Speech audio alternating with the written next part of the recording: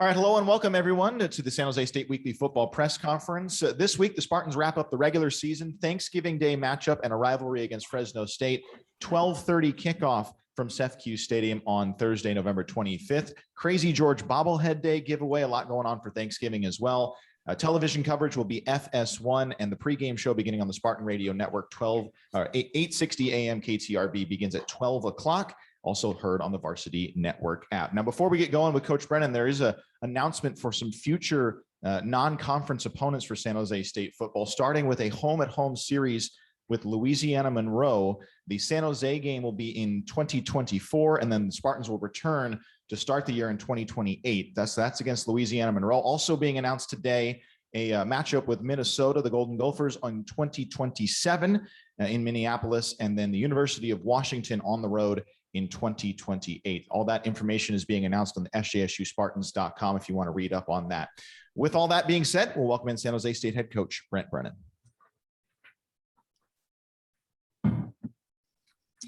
All right. Good afternoon. Good to see everybody again. Obviously, the future schedule thing is really exciting. Playing quality opponents, the future of Spartan football, looking to even a couple of years away, 2023, with the the opening of the Spartan Athletic Complex and bringing Oregon State into CEFCU Stadium. That's always a really exciting thing for us. This time of year, I'm not really looking forward to anything. I'm really just focused on what we're doing right now, which is preparing for an excellent Fresno State team. They're well coached. They have good players at all positions. They're having a great season. So it's an incredible challenge for us right now. Coming off a disappointing game at Utah State or against Utah State, really had to reassess kind of everything that we were doing, the conversations we were having about ball security and play calling, and just what gives us the best chance to execute on a high level against a very good opponent on Thanksgiving Day. And so that's where we're at right now. We've had a great week of practice. I'm excited about it. The players are excited about it. The rivalry game is such an epic, awesome moment in your life as a player and as a coach. And these games are always special against Fresno. And the history of the game and the fan base and being, kind of not very far from each other and just so much crossover with, people. It a little bit reminds me kind of when I was at Oregon State, the Oregon State-Oregon game, and just how, lots of siblings went to one or the other or grew up in the area and now has been transplanted into the Bay or whatever. So all kinds of storylines riding on this one, and we're excited to play. All right, we're going to go to questions now. Derek, Al, go ahead. Hey, Coach, Derek Gow from the Spear. What stands out about Fresno State's offense that you noticed on film? Well, they're just really, really efficient, right? They got high quality players at all skill positions. They have a very veteran offensive line, and with their quarterback is an awesome player. And so just incredibly efficient, creative offensively. They do a great job of putting the ball in their playmakers' hands. Right. Anytime you have an offense that can really effectively run the football and then also has weapons outside that can hurt you vertically and stretch you across the field, it makes it really challenging for a defense. Steve Kroner, go ahead. Yeah, Brent, how you doing? Hey, Steve, how are you? Doing fine, thank you. Two questions. One, kind of going back to what you were saying about the rivalry. I think at this time of the year, to kind of be blunt, the big game, you played in USC, UCLA, what used to be known as the Civil War, Ohio State, Michigan, probably get more attention than Fresno State, San Jose State. Tell the audience why Fresno State, San Jose State has the same meaning, the same significance to the people involved. Well, I think you answered your question, really, Steve, right? It's relevant to the people involved. Now, you saw over the weekend some of those rivalry games with lots of fanfare and lots of excitement.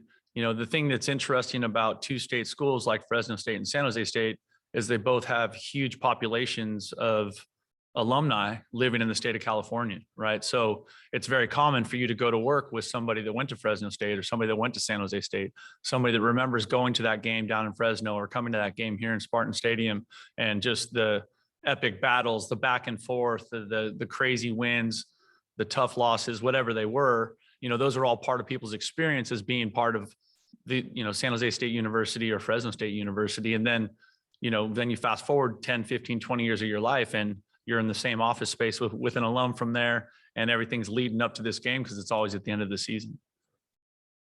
And then following up on what you were saying about Jake Haener, what distinguishes him as a quarterback? Well, he's incredibly accurate and he's slippery, right? So he can throw the ball well on the move. I think his toughness is well documented, and he's fun to watch. He's a really, really good player. He can make every throw. And like I mentioned earlier, when you combine that with Rivers and the quality offensive line with their weapons outside, like all those things come together to make that very difficult to defend. Great, thank you. Vitas, over to you. Steve's always getting me with the double questions. Well, I might have a double question here myself. First of all, you mentioned last week how Fresno State travels well here, and you've had a lot of support, in your home games, but now that support might be split. I watched the 49ers at the Jaguars yesterday, and there was a lot of red jerseys out there in the stands, more 49ers fans than Jaguars fans, it seemed there. How will that make the experience different at CEFCU? Well, I'm confident Spartan fans are going to rally for this one. I think they're going to show up. We'll be wearing blue and gold and making all kinds of noise in the stadium. We've had awesome turnout for our games this season from our students, our fans, our alums, the city of San Jose. So I'm excited to see what that looks like on game day. Now it's going to be a little bit interesting with the construction on the stadium where everybody's going to be on the same side, kind of. That's a unique twist to our current renovation and to this rivalry game. But I'm excited to see how people show up for the Spartans. They've been doing a great job of it all year, and we really appreciate that. And we know we have a better chance to win when we have a great crowd in CEFCU Stadium. We know that gives our team energy, that builds excitement for the moment. Our game day here has been incredible all season. So I'm looking forward to Thursday, and I hope our fans are too. So I know at the beginning of the season, you guys were the reigning Mountain West champion, had gone undefeated in the regular season, were hoping to contend again, and now it turns, into win or lose to qualify for a bowl game again. How do you feel that, based on that hype, that this season kind of didn't turn out the way you guys hoped for? And how much might it be defined by what happens on Thanksgiving? I would say I would answer yes to both questions. I think definitely I don't love where we're at right now, like in terms of our record. I think that's disappointing for everybody involved with Spartan football because we did have high expectations. And so this game is huge for us because that's one way that in my opinion, that the consistent winners in our conference or the consistent winners in college football stay good, is that they get bowl practice, which is like an extra spring practice. And so you develop the younger players on your team, they get more reps. Reps lead to confidence and knowing what to do. And that's one of the ways that you see some of the teams in our conference able to sustain success on a consistent level. And that's why just yet another reason why this game is so important for us to give us a chance to get to the postseason, along with the Valley Trophy and just what it means to our student athletes and to the community and to the campus. Steve Carter, back to you. Yeah, Brent, you mentioned, the memories you can have 10, 15, 20 years down the road. When you were a kid growing up here, or when you were an assistant coach, or even as a head coach, what's your favorite memory of the San Jose State Fresno State rivalry? That's a good question. I rarely hear that. No, that's a good question. I went to a lot of these games growing up, and they were always rowdy. And back then you had the opponent on the opposite side sitting in the sun in the old stone bleachers, which have now been taken down for the stadium project. But I think selfishly, my favorite memory is the game 2 years ago. And, I don't know if you remember, but it was crazy wind, like 40 miles an hour and wet, and just, and the game did not start out great for us. But that team, what a great group of kids, Josh Love and those guys, Ethan Aguayo, just kept playing, kept working, kept fighting. And, down the stretch, we made some plays and found a way to win it. And that was just a magical way for that to end for that team. That team had just been through a lot over the first 3 seasons we were together. And so that was kind of just an epic moment, a great memory for me. And just the hugs and the smiles and the joy in the locker room after was just awesome. Thanks for that. That's a good memory. I hadn't thought about that. And only one question. Yes. All right, Andrew Pang, over to you. Yes, good afternoon, Coach. So Hi, Andrew. elsewhere in the Mountain West this weekend, one of the more surprising scores was Wyoming defeating Utah State by nearly the same score as Utah State did at San Jose State. And UNLV had also taken San Diego State down to the wire. So what do those scores tell you about how unpredictable the conference can be? I think you're making a good point, Andrew. I think it's an incredibly challenging conference, and I think everybody can beat you. And I think everybody has a chance to win when they line up. You know, we have talked about that a lot all year, the one possession games, the games that swing on a big play or a call or or a turnover. That was an impressive outing by Wyoming, especially because about how I felt the week before Utah State played against us. And so that was really impressive by Coach Bull and that staff. But that just speaks to how good everybody is in the conference. And I think you're seeing that week in and week out. I think you saw it when people played the non-conference games earlier in the year. Vic Aquino, going to you. Yeah, you mentioned in your opening statement there, Brent, about reassessing things and play calling. Can you describe that maybe a bit more? Could you finish that again? Sorry. Oh, you mentioned in your opening statement that you're reassessing things from last week and reassessing things like play calling and things like that. Can you describe that a bit more? Well, I mean, that's what you do after every game, truthfully, like win or lose. Right. There's always an assessment of what you did or what you didn't do effectively. And I think if you look back over the course of the season, to me, the most frustrating, most challenging part of this is how much our outcomes have swung on turnovers, and not just turnovers, but turnovers that led to points. And that's what, we jump out in the Utah State game, and then we have a couple turnovers that put us in bad situations defensively, that it's, that's hard to defend. And that's something that, like, as a staff, we've been talking about week in and week out. All right, what are we doing in these spaces? What are we doing that's leading to these situations where we're asking our defense to defend a really short field. And so as you talk as a, offense, defense, kicking game and coaching staff, you're always talking about, okay, hey, what do we call here? What do we call here? Why did we do this? It's kind of the natural part of your evaluation week in and week out. Yeah. One more question. You mentioned the 2019 game. That was actually my favorite game as well. And you mentioned, I think, from back then, how it actually carried over into the momentum of the following year. Do you think maybe the same thing can happen this year with a good win Thanksgiving Day? Well, I think anytime you can finish the season with a win, it's big for the program. Like, it's just everything feels better, right? Thanksgiving feels better. Christmas feels better. The off season feels better. Now, 50% of the teams are going to lose this weekend. So everyone's not going to get to go home with that feeling. But, that does add just maybe a little bit different understanding, maybe from like a coach's perspective of how the season feels when you do finish that way, and how the players feel like, going on break or getting ready for a bowl game or, finishing up finals and then going into the off season. It's always way better to have that momentum and that excitement going into the off season. Vitas, back to you. Coach, I know my mom wasn't too happy when I told her I had to work on Thanksgiving, and they're going to have, their usual celebration without me, and then I'll get some leftovers to eat some. But what about yourself and your family, and how does that change, the day? Because you're going to be in football mode for pretty much most of Thanksgiving. That's a good point. We've got Thanksgiving with our team tonight, which is going to be great. I can't wait for that. It's always an awesome deal. We get together, guys share what they're thankful for. I can't wait. And our wives come and our kids come.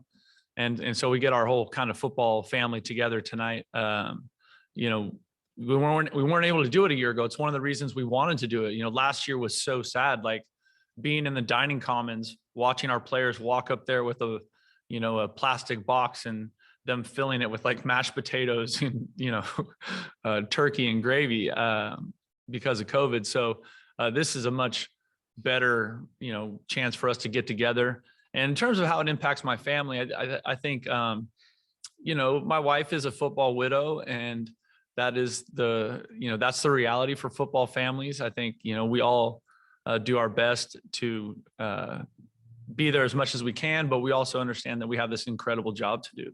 And I'm lucky for her because she's a rock. Now she's as tough as they come, and she is a wonderful mother. And she understands that this time of year, we're all in on football, and she's all in on this team. And she understands that there's going to be times where I'm going to have to be there more for my players than I am for my own kids. And that's not a part of this job that I love, but it's a part of the reality of it. And so, she'll be here tonight with the family, and that's what this time of year is all about. She'll be here tonight with our Spartan football family, and she loves these players and they love her. And that's a beautiful thing that we have going here with our program. Andrew Pang, back to you. Yes, Coach. So this year, for all the challenges that the football team has faced, it's been very transformative across San Jose State Athletic for many reasons, like fans being able to come back to games and the construction continuing to go on South Campus. So in the spirit of Thanksgiving, who do you feel most thankful for this year? I think it would be my wife. I know I just kind of talked about her, but she is a really, really special person, and she does an incredible job of balancing all our family stuff and balancing this job here, and supporting me and loving me even when I'm a jerk or whatever. I do something stupid, which is a lot. But I'm thankful for her every day, and she's an incredible mom, and we have great kids, and I feel very, very grateful that God blessed me with her to help me navigate this really challenging but also exciting and amazing journey. Vitas, back to you. Coach, one of the things, around you, between losing the athletic director, losing a president, now we have an intern one that was just named. Do those outside distractions, kind of bleed into what's going on in the locker room and on the field? I don't think so. I think when we are in it, we are really tried to focus on just this practice or this meeting. When they're here, I want them to really put up their blinders or kind of block out the noise, whatever that is. I mean, young people have to deal with more noise, more challenge, more, people have more access to them than they ever had in the history of our country. And so when they're here, I want this to feel good, and I want them to enjoy the process. I want them to dive into the work and appreciate each other and the work that each other's doing on the field and in the classroom, in the meeting room for each other. So, that's where our headspace is, because we're always trying to find a way to move forward, right? Like win or lose, play great, don't play great. Like we're trying to, how do we move forward? And we know that football, just like life, there's, adversity. There's going to be things that change the course, or, where the goal line might move a little bit, and that's okay. How do we refocus, come back together, and go attack that problem, go attack that challenge together? And that's where our headspace is. All right. Thank you all. Happy Thanksgiving. All right, thanks everyone for attending. Once again, San Jose State finishes off the regular season at home on Thursday, Thanksgiving Day, against Fresno State. 12:30 kickoff on FS1. You can grab your tickets at 408-924-7589 or sjsuspartans.com. Radio coverage beginning at 12 o'clock on 860 AM KTRB and the Spartan Radio Network. Thanks so much. We'll catch you next time.